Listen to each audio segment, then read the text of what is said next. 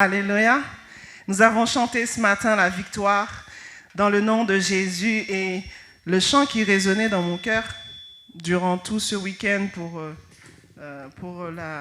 cette prédication que le Saint-Esprit m'a inspirée, c'était « Avec Dieu, nous ferons des exploits, car c'est lui, seul qui écrase l'ennemi. Chantons et crions la victoire. Christ est roi, car Dieu a gagné le combat et libéré son peuple. Sa parole a vaincu l'ennemi. La terre entière verra qu'avec Dieu, nous ferons des... Et puis on s'en va en bataille. Comme ça. On s'en va à la guerre, nous ferons des exploits et puis on y va comme ça. En mode, fleur au fusil. Bon, excusez le déguisement, parce que merci Cara qui a trouvé le temps de me faire mon képi de soldat. Et puis pour notre pistolet à colle. Mais c'est souvent comme ça qu'enfants de Dieu, nous partons parfois à la guerre. Et ce matin, je voudrais véritablement nous exhorter au travers de cette pensée. Nous allons lire ensemble et assez rapidement dans 1 Samuel au chapitre 4. Amen. Prenez avec vous votre téléphone ou votre Bible papier. 1 Samuel chapitre 4. La parole de Dieu déclare. La parole de l'Éternel s'adressa à tout Israël. Israël sortit à la rencontre des Philistins pour combattre. Ils campèrent près d'Ébénézer. Et les Philistins étaient campés à Aphek. On verra ça tout à l'heure. Les Philistins se rangèrent en bataille contre Israël et le combat s'engagea. Ce matin, nous avons beaucoup chanté la victoire. Alors que Gilles ne savait pas du tout ce sur quoi j'allais parler. Et moi-même, je ne savais pas vraiment. Voilà, gloire à Dieu, merci pour le Saint-Esprit. Le peuple rentra au camp, Les Philistins se rangèrent en bataille contre Israël et le combat s'engagea. Israël fut battu par les Philistins, qui tuèrent sur le champ de bataille environ 4000 hommes. Le peuple rentra au camp et les anciens d'Israël dirent : « Pourquoi l'Éternel nous a-t-il laissé battre aujourd'hui par les Philistins ?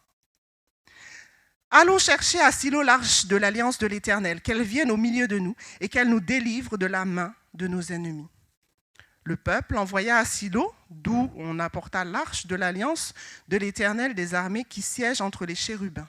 Les deux fils d'Éli, Ophni et Phiné, étaient là avec l'arche de l'alliance de Dieu. Lorsque l'arche de l'alliance de l'Éternel entra dans le camp, tout Israël poussa des grands cris de joie et la terre fut ébranlée. Le retentissement de ces cris fut entendu chez les Philistins. Et ils dirent : « Que signifient ces grands cris qui retentissent dans le camp des Hébreux ?» Et ils apprirent que l'arche de l'Éternel était arrivée au camp. Les Philistins eurent peur parce qu'ils crurent que Dieu était venu dans le camp. Amen. « Malheur à nous, dirent-ils, car il n'en a pas été ainsi jusqu'à présent. Malheur à nous, qui nous délivrera de la main de ces dieux puissants ? Ce sont ces dieux qui ont frappé les Égyptiens de toutes sortes de plaies dans le désert. » Et là, ils se disent, allez, quand même si on va combattre des dieux, on va y aller. Fortifiez-vous et soyez des hommes, Philistins, de peur que vous ne soyez asservis aux Hébreux comme ils vous ont été asservis. Soyez des hommes et combattez. Les Philistins livrèrent bataille et Israël fut battu. Aïe, dites aïe. Chacun s'enfuit dans sa tente. La défaite fut très grande et il tomba d'Israël 30 000 hommes de pied. 30 000 hommes de pied. Et au verset 11, l'arche de Dieu fut prise et les deux fils d'Éli, Ophni et Phiné, moururent. Et un homme de Benjamin courut du camp de bataille et vint à Silo le même jour, les vêtements déchirés et la tête couverte de terre. Lorsqu'il arriva, Éli le sacrificateur, était dans la tente, assis sur le siège près du chemin, car son cœur était inquiet pour l'arche de Dieu. Et son entrée dans la ville, cet homme donna la nouvelle et toute la ville poussa des cris. Élie, entendant ces cris, dit : « Que signifie ce tumulte ? Et aussitôt l'homme va apporter la nouvelle à Élie. Or, Élie était âgé de 90 ans. Il avait les yeux fixes et ne pouvant plus voir. L'homme dit à Élie, « J'arrive du camp de bataille, et c'est du camp de bataille que je me suis enfui aujourd'hui. » Élie dit, « Que s'est-il passé, mon fils ?» Celui qui apportait la nouvelle dit en réponse d'Israël a fui devant les Philistins. Israël a fui devant les Philistins. Et le peuple a éprouvé une grande défaite. Et même tes 2 fils, Ophni et Phiné, sont morts et l'arche de Dieu a été prise. À peine utile fut mentionné l'arche de Dieu qu'Élie tomba de son siège à la renverse à côté de la porte. Il se romput la nuque et mourut, car c'était un homme vieux et pesant. Il avait été juge en Israël pendant 40 ans. Sa belle-fille, et c'est là que les choses deviennent intéressantes, sa belle-fille, femme de Phiné, était enceinte et sur le point d'accoucher. Lorsqu'elle entendit la nouvelle de la prise de l'arche de Dieu, de la mort de son beau-père et celle de son mari, elle se coucha et accoucha, car les douleurs la surprirent. Comme elle allait mourir, les femmes étaient auprès d'elle lui dirent « Ne crains point, car tu as enfanté un fils. » Mais elle ne répondit pas et n'y fit pas attention. Elle appela l'enfant Ichabod en disant « La gloire est bannie d'Israël. » C'était la cause de la prise de l'arche de Dieu et à cause de son beau-père et de son mari, elle dit « La gloire est bannie d'Israël, car l'arche de Dieu est prise. » Et ce matin, nous allons parler de la gloire de Dieu au travers de ce texte, non sous l'angle des attributs de Dieu, mais plutôt sous l'angle de la présence de Dieu avec nous dans nos combats au quotidien. Et j'ai intitulé cette pensée « Ne laisse pas la gloire s'en aller si tu veux remporter la victoire ». Nous avons chanté que nous allons faire des victoires, nous allons remporter la bataille, qu'avec Dieu nous ferons des exploits, c'est vrai, qu'il est le grand vainqueur. Mais dans le texte que nous venons de lire, on comprend que les 2 camps, Israël et les Philistins, avaient une définition de la gloire un peu différente. Pour Israël, effectivement, la gloire, c'était que lorsque Dieu avait fait des prodiges et les avait fait sortir à main forte et à bras étendus d'Égypte, par des plaies, par toutes sortes de choses qui avaient été accomplies pour que justement son peuple puisse sortir. Et de l'autre côté, on a les Philistins, pour lesquels la gloire de Dieu, c'était justement ce Dieu qui sémait la terreur dans le camp des ennemis d'Israël. Et comme les Philistins avaient retenu cela, vous avez vu comment ils se sont comportés dans ce texte? Ils ont été pris de panique quand ils ont entendu justement que l'arche de Dieu était arrivée. Et effectivement, dans un premier temps, Israël avait perdu la bataille. Et la question, c'était, mais Seigneur, pourquoi? Nous marchons avec toi, nous sommes ton peuple, nous avons ton nom qui est invoqué sur nous. Mais comment se fait-il que nous perdions encore des batailles? Et le peuple avait dit, la gloire s'est retirée d'Israël. Et bien au contraire, en réalité, la gloire ne s'était pas retirée d'Israël parce que la présence de Dieu était toujours avec son peuple. C'était la promesse qu'il avait faite à son peuple. Mais seulement, c'était les manifestations de cette gloire qui ne se voyaient plus. Parce que la faveur de Dieu ne pouvait pas se manifester précisément au moment où le peuple était dans cette bataille-là. Et ça avait fragilisé le peuple d'Israël. Et comme le peuple d'Israël parfois, bien-aimés, nous partons au combat sans d'abord nous assurer de la présence, de la gloire de Dieu avec nous, à nos côtés. Et quand la défaite survient, on se pose la même question. On se dit, mais Jésus a vaincu, Jésus a remporté la victoire. Pourquoi, Seigneur, je suis encore dans l'échec? Pourquoi l'Éternel nous a-t-il laissé battre aujourd'hui par les Philistins? Pourquoi l'Éternel a laissé mon ennemi être vainqueur sur moi? Pourquoi, comme Gédéon a pu le dire dans Juge 6, verset 13, « Ah, mon Seigneur, si l'Éternel est avec nous, pourquoi toutes ces choses nous sont-elles arrivées? Et où sont les prodiges que nos pères nous racontent quand ils disent « L'Éternel ne nous a-t-il pas fait monter hors d'Égypte ?» Maintenant, l'Éternel nous abandonne et nous livre entre les mains de Madian. Pourquoi j'entends des témoignages tels que le témoignage de Teresa?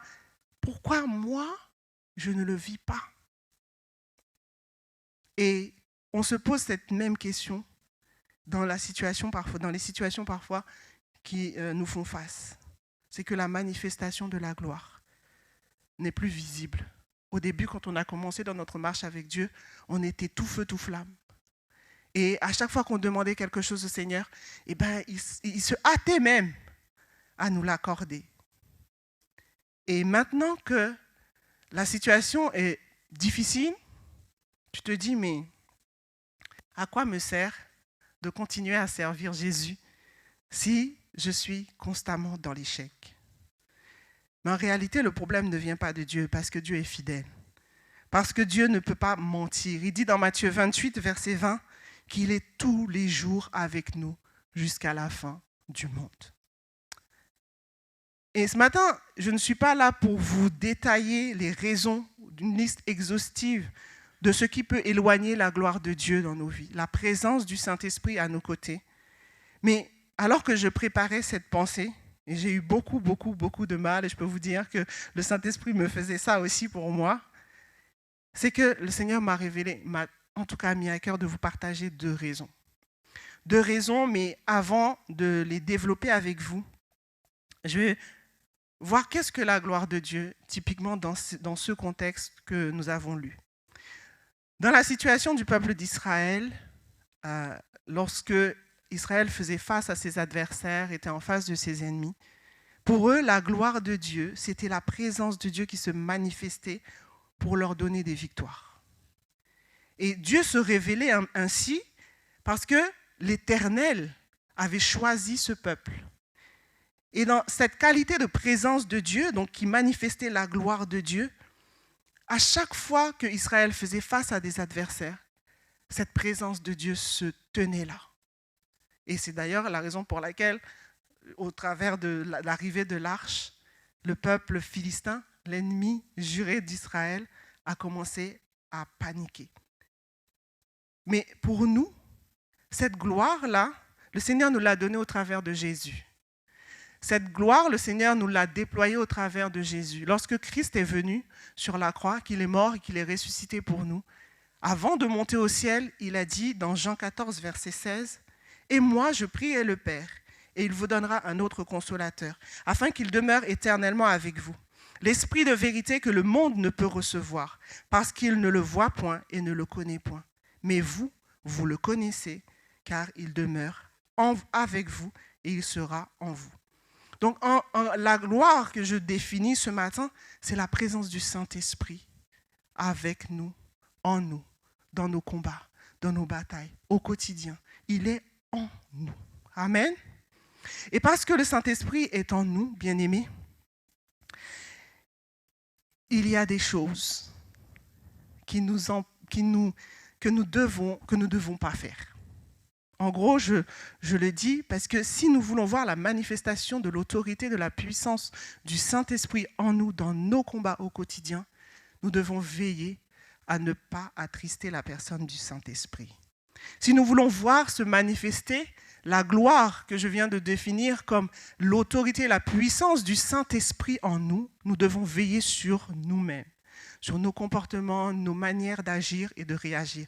Autrement, comment nous sommes vus dans le spirituel? C'est que nous sommes des soldats avec des armes factices. Et l'ennemi peut faire ce qu'il veut de nous. À quel moment le peuple de Dieu doit fuir devant ses ennemis?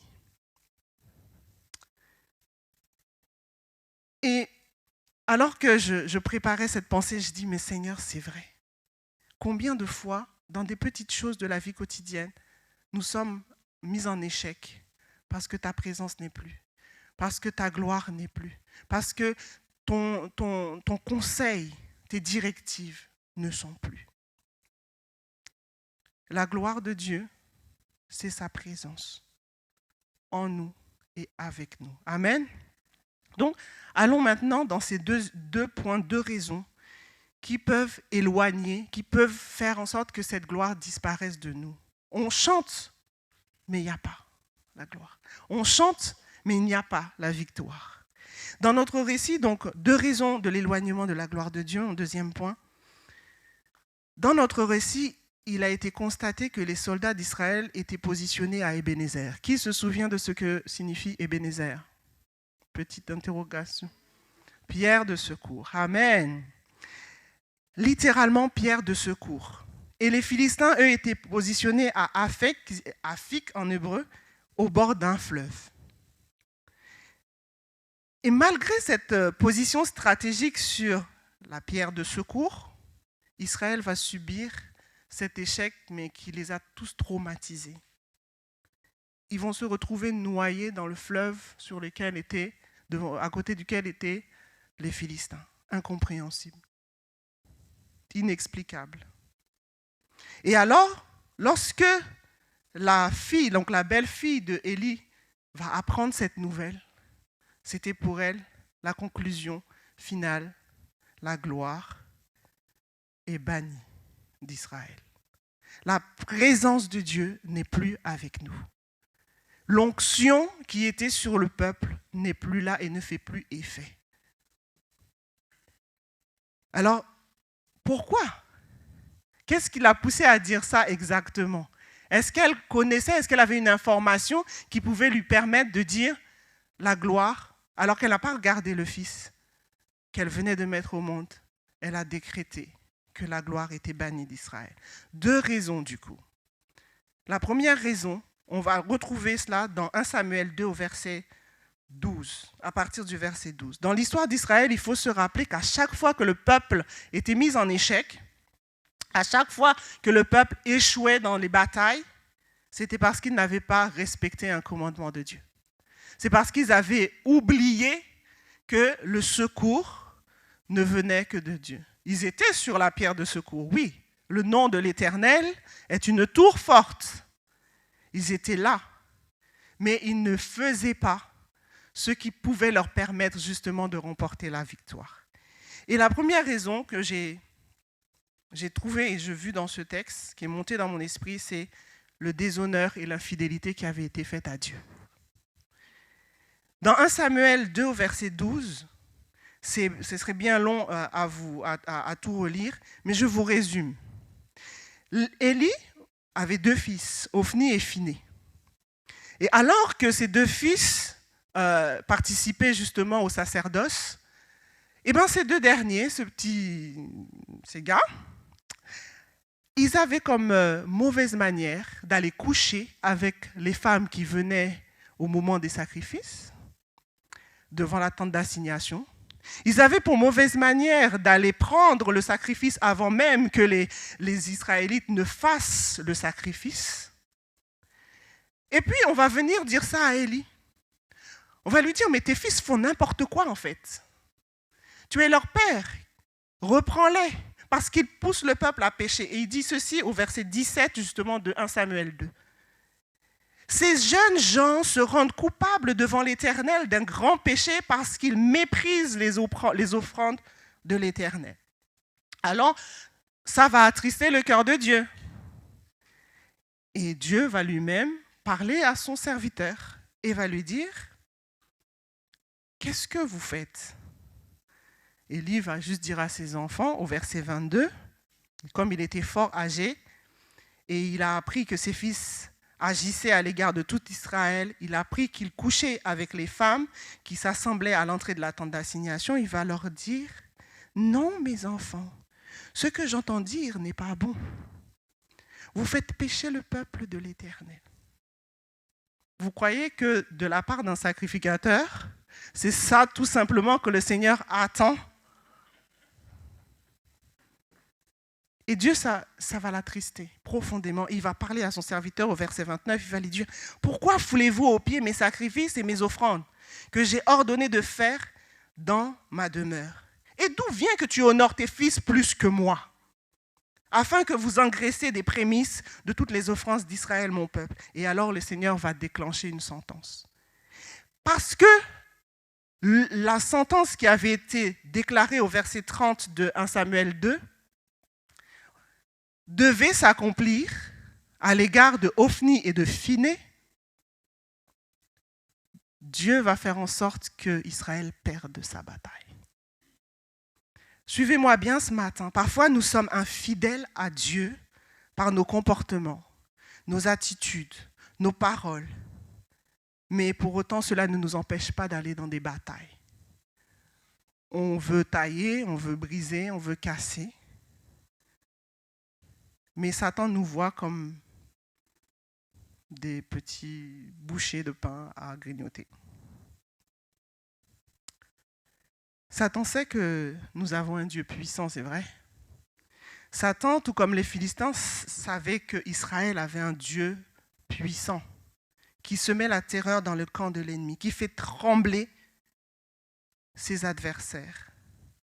Mais nos comportements, nos agissements n'honorant pas Dieu, nous passons d'échec en échec et on ne comprend pas pourquoi. Tout cela nous rend vulnérables. Tout cela spirituellement nous affaiblit.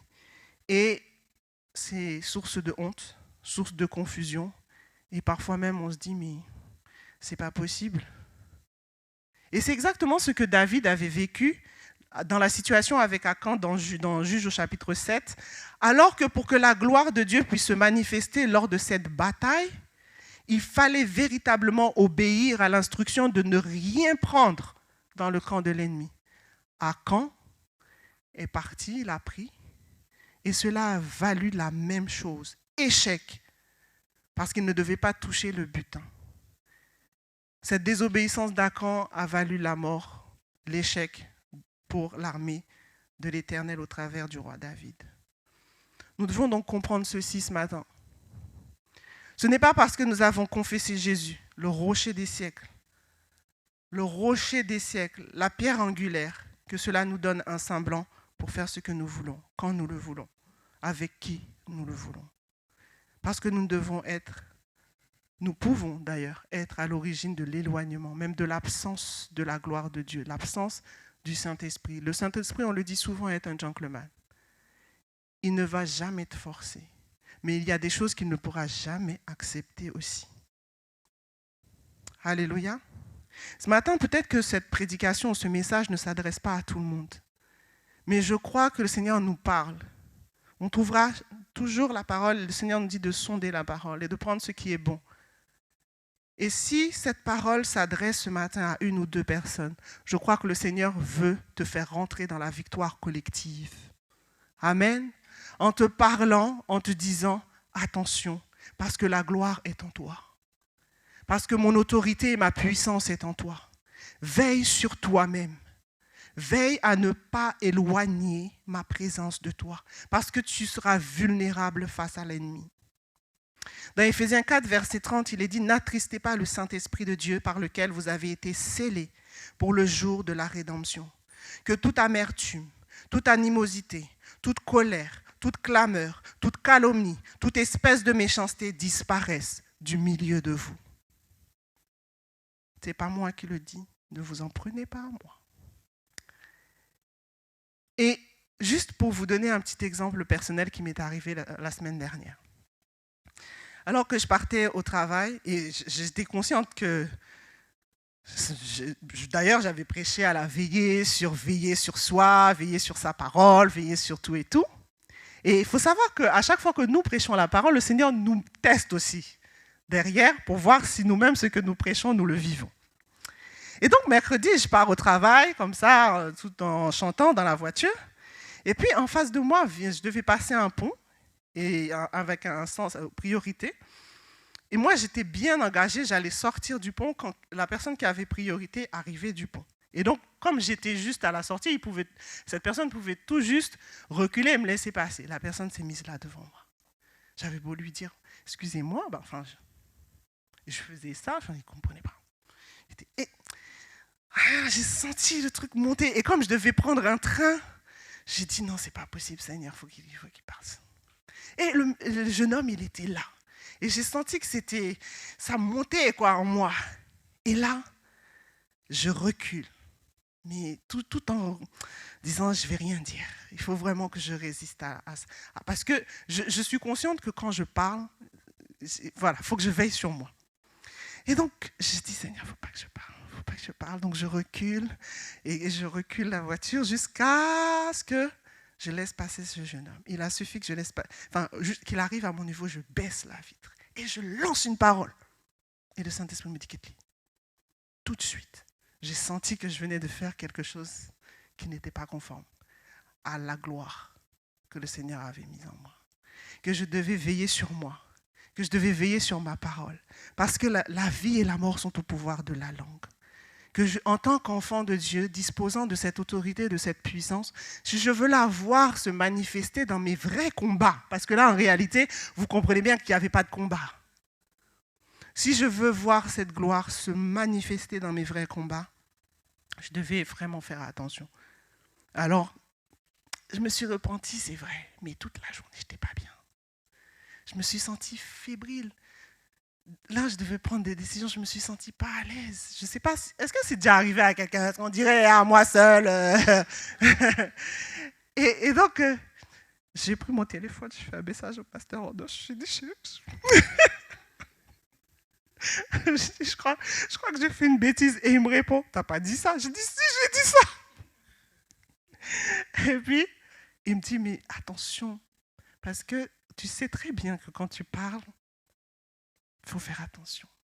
Bien, c'est la même chose. Quand la gloire de Dieu est en nous, nous ne sommes pas des gens normaux.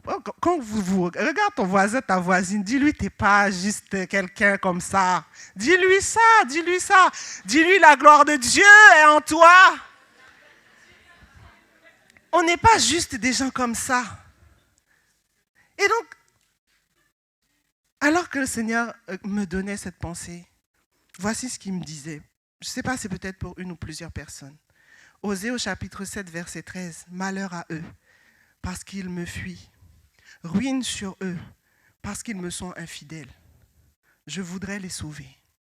Le Seigneur veut te sauver. Le Seigneur veut te donner la victoire. Mais ils disent contre moi des paroles mensongères. Je ne sais pas pour qui ce matin à qui le Seigneur adresse cette parole. Le Seigneur veut te sauver dans tes batailles. Le Seigneur veut manifester sa gloire et sa puissance en toi. Mais il faut que tu abandonnes la langue mensongère. Il faut que tu délaisses le mensonge. Il faut que tu demandes au Saint-Esprit, purifie mes lèvres, pour que justement de mes lèvres ne puissent sortir que des paroles de grâce, de bénédiction. Parce que des fois, on dit un petit mensonge pour nous sortir d'une situation. Et au final, vous connaissez ce dicton qui dit qui vole un œuf, vole un bœuf. Et lorsque la situation s'aggrave, on a tendance à augmenter le niveau. Et à tel point que l'ennemi fait son autour de nous. Et au final, on est pris au piège. Je crois que ce matin, le Seigneur veut te donner la victoire. Mets-toi devant lui. Amen. La deuxième raison que je vais voir avec vous qui a pu pousser la belle-fille d'Élie à déclarer que la gloire était bannie d'Israël. Pour rester dans notre thème, ne laisse pas s'en aller la gloire si tu veux remporter la victoire. C'est l'idolâtrie ou encore la prostitution à d'autres dieux. L'un des commandements que Dieu avait donné à son peuple était dans Exode 20, versets 3 à 6. Je lis pour vous. « Tu n'auras pas d'autre Dieu devant ma face. Tu ne te feras point d'image taillée, ni de représentation quelconque des choses qui sont en haut dans les cieux, qui sont en bas sur la terre et qui sont dans les eaux plus bas que la terre. Tu ne te prosterneras point devant elles et tu ne les serviras point, car moi, l'Éternel, ton Dieu, je suis un Dieu jaloux, qui punit l'iniquité des pères et des enfants jusqu'à la 3e et la 4e génération de ceux qui me haïssent, et qui fait miséricorde jusqu'à 1000 générations à ceux qui m'aiment et qui gardent mes commandements. » Alors que Moïse a reçu cette instruction et l'a donnée au peuple de Dieu, pourtant, vers la fin de sa vie, le Seigneur va prendre le temps de parler à son ami. Parce que vous vous souvenez que Dieu parlait à Moïse bouche à bouche, c'était son ami.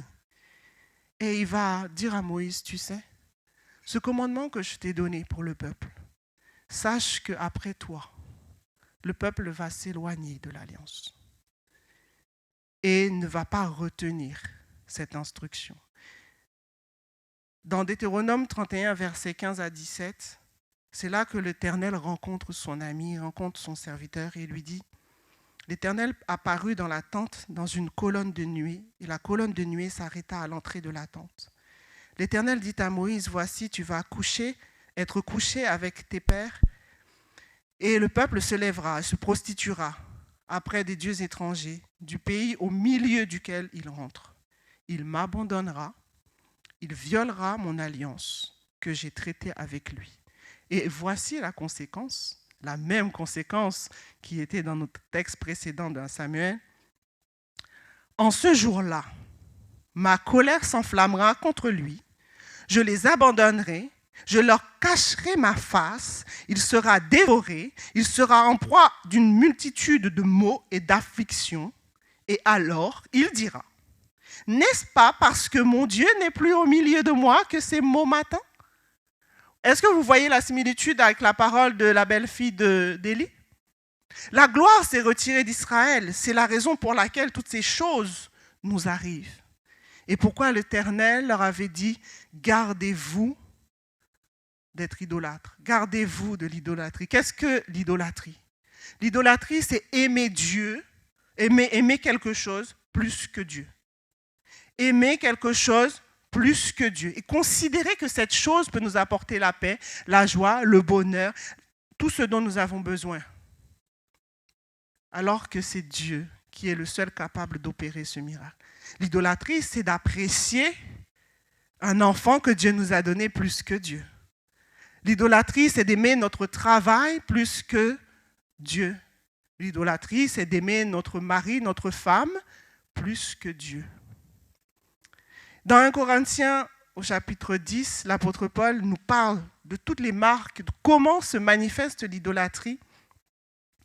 Comment se manifeste l'idolâtrie? Et pour ça, il va retourner justement dans l'Ancien Testament. Qu'est-ce qu'il dit? Il dit, au 1 Corinthiens 10, verset 1er, « Frères, je ne veux pas que vous ignoriez que nos pères ont tous été sous la nuée, qu'ils ont tous passé au travers de la mer, qu'ils ont tous été baptisés en Moïse dans la nuée et dans la mer. Vous avez été baptisés d'eau par immersion, etc. Nous avons fait notre marche de foi avec le Seigneur et aujourd'hui nous sommes là.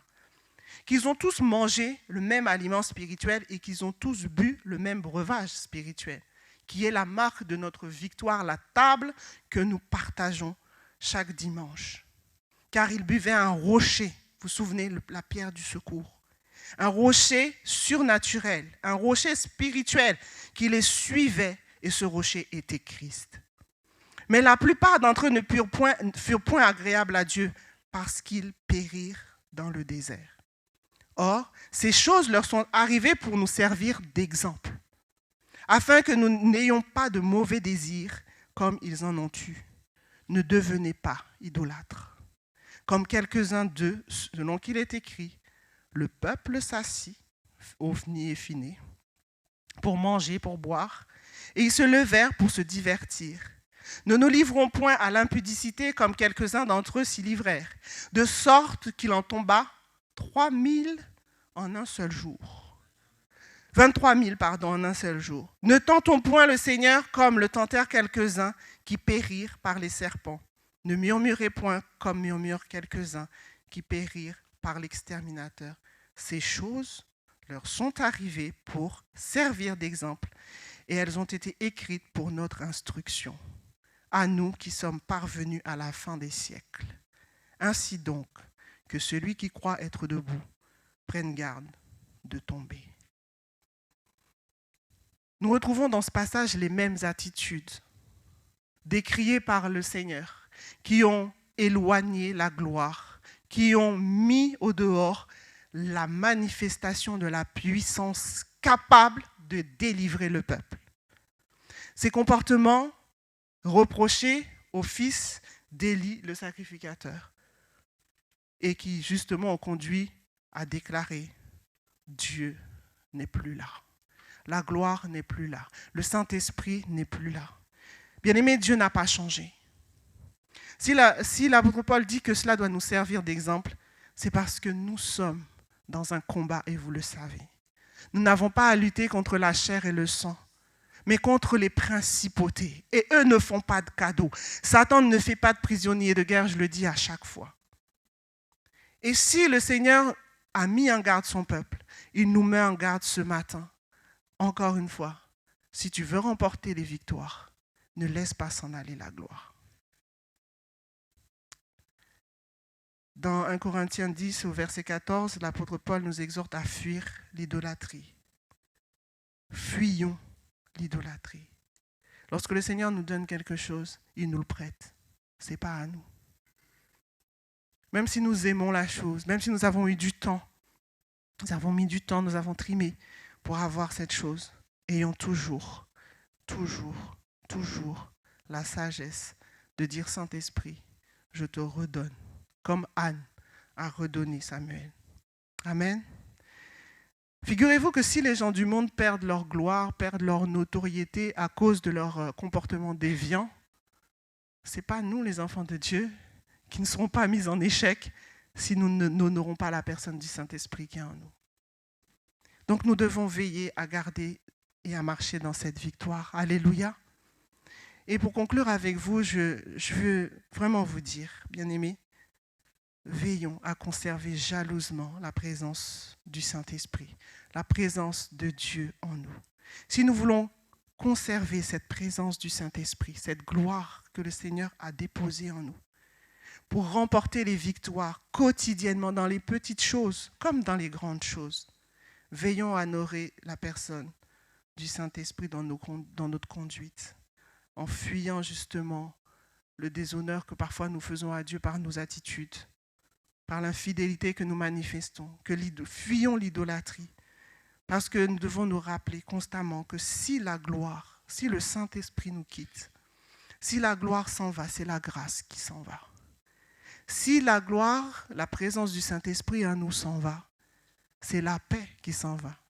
Je n'étais pas en paix ce mercredi dernier. Si le Saint-Esprit s'en va, si le Saint-Esprit est attristé en nous, c'est notre joie qui est attaquée. Et lorsque l'ennemi voit tout ça, ça nous rend fébriles, ça nous rend vulnérables et il peut attaquer. Là où nous avions eu déjà des victoires, il peut nous balayer et faire en sorte que nous fuyions devant l'adversaire. Si la gloire s'en va, c'est la communion avec le Saint-Esprit et le Seigneur qui est rompue. Si la gloire s'en va, c'est la joie de notre salut que l'ennemi a volé. Si la gloire s'en va, c'est la captivité et l'esclavage. On tourne en rond. Si la gloire s'en va, c'est la famine et le déshonneur. Pour le peuple de Dieu, pour toi-même, mais aussi pour le corps de Christ. Si la gloire s'en va, c'est le triomphe de la mort. Comme cela est arrivé au peuple d'Israël. Et ce matin, vraiment, j'ai reçu une parole pour quelqu'un. Peut-être que parfois, certains d'entre nous sont en proie à ces genres de situations, à ces combats, à ces défis. Et tu te dis même que, comme la chose ne vient pas, je vais laisser la main de Dieu.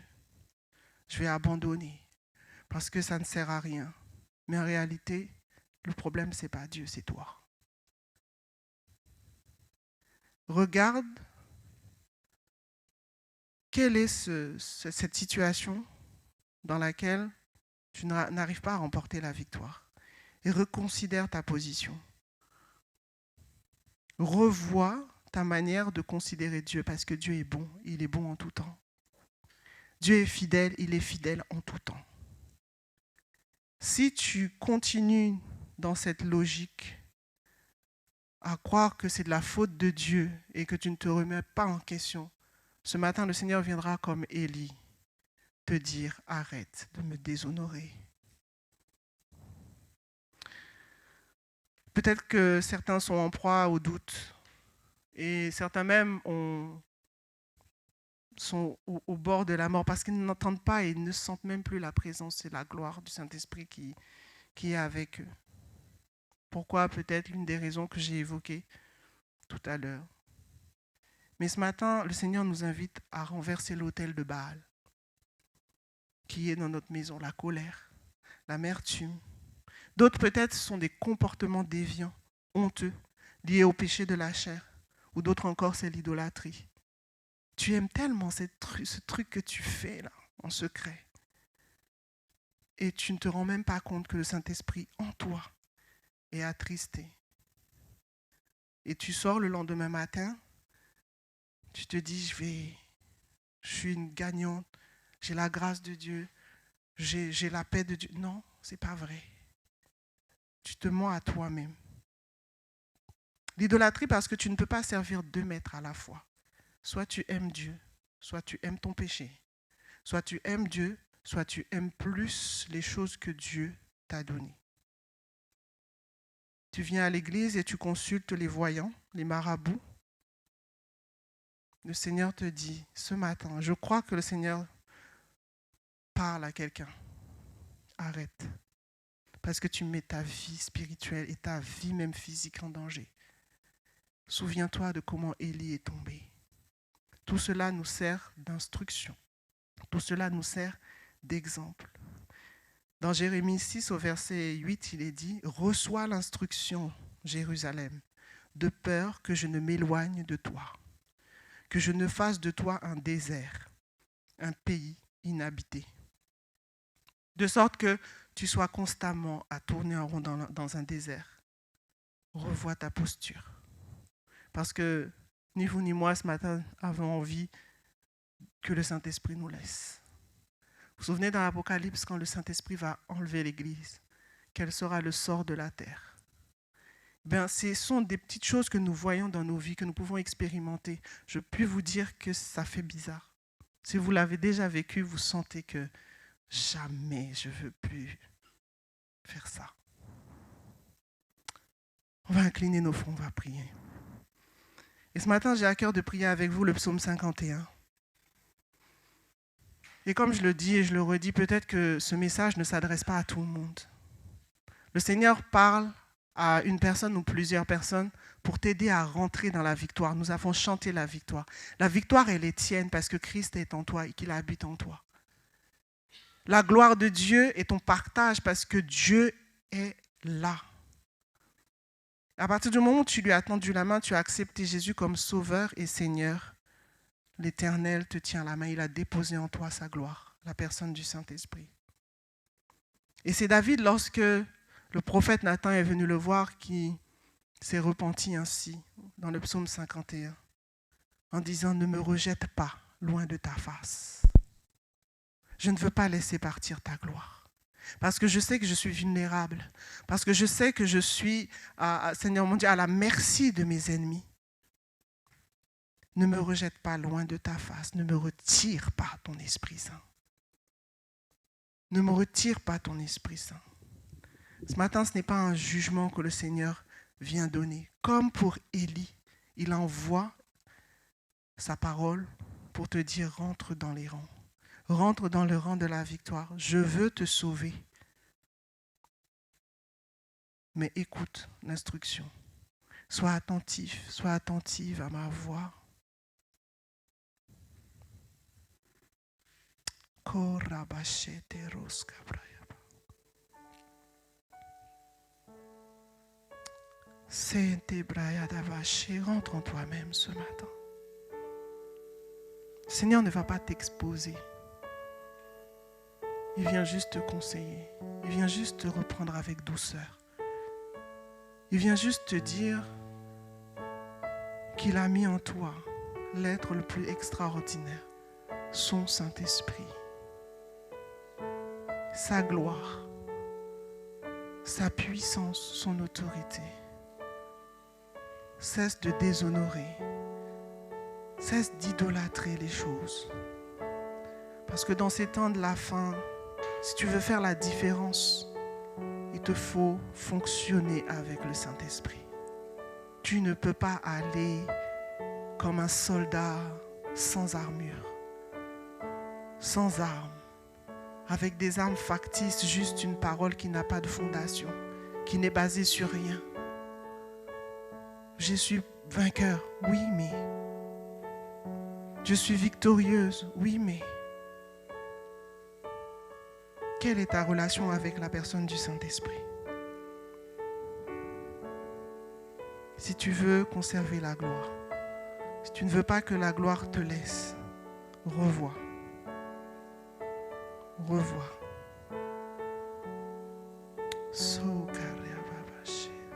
Prends ces quelques secondes pour laisser ces choses-là, Seigneur. J'étais idolâtre. Seigneur, j'étais infidèle. J'ai manqué de dire au moment où il fallait que je le dise que j'étais ton enfant. J'ai voulu me cacher parce que j'avais honte de toi. Or, tu dis dans ta parole que si j'ai honte de toi, toi tu auras honte de moi devant le Père. Comment puis-je être plus que vainqueur si tu as honte de moi devant le Père?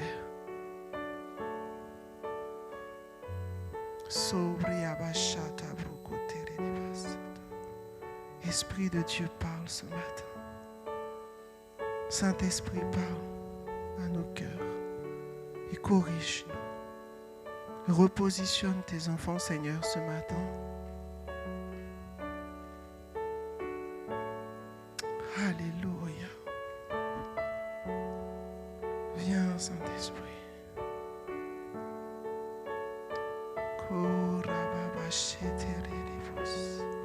Seigneur, tu as fait de nous des terres fertiles.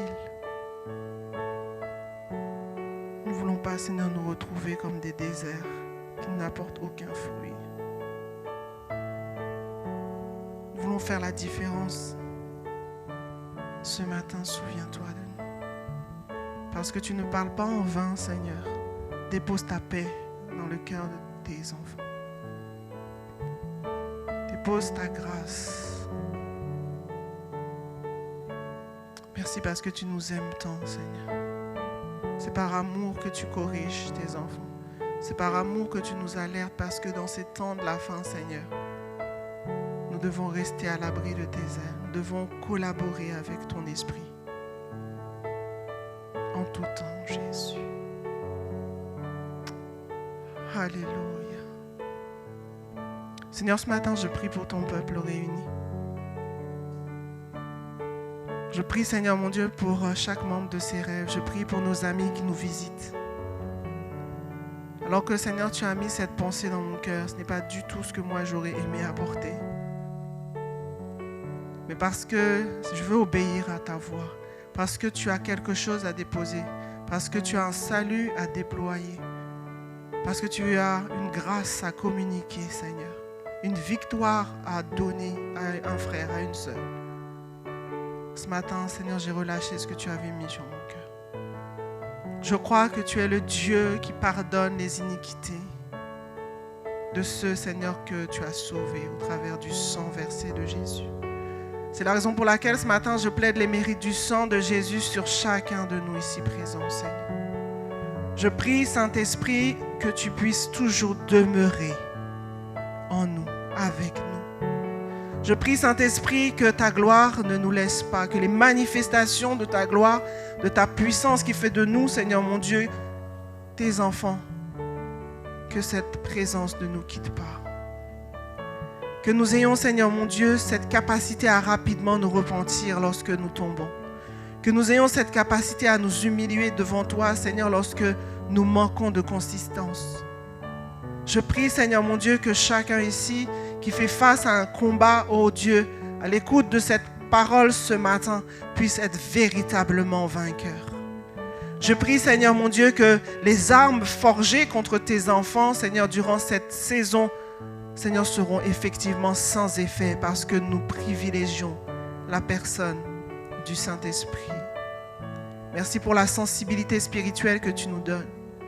Merci pour, Seigneur, les yeux et la vision que tu nous donnes. Merci, Seigneur, Dieu de gloire, pour le cœur repentant que tu déposes en chacun de nous ce matin. Merci parce que moi-même, Seigneur, tu m'as parlé et repris. Je veux humilier mon cœur ce matin. Je sais que je n'ai pas telle victoire et je sais pourquoi. Alors ce matin, je te demande pardon.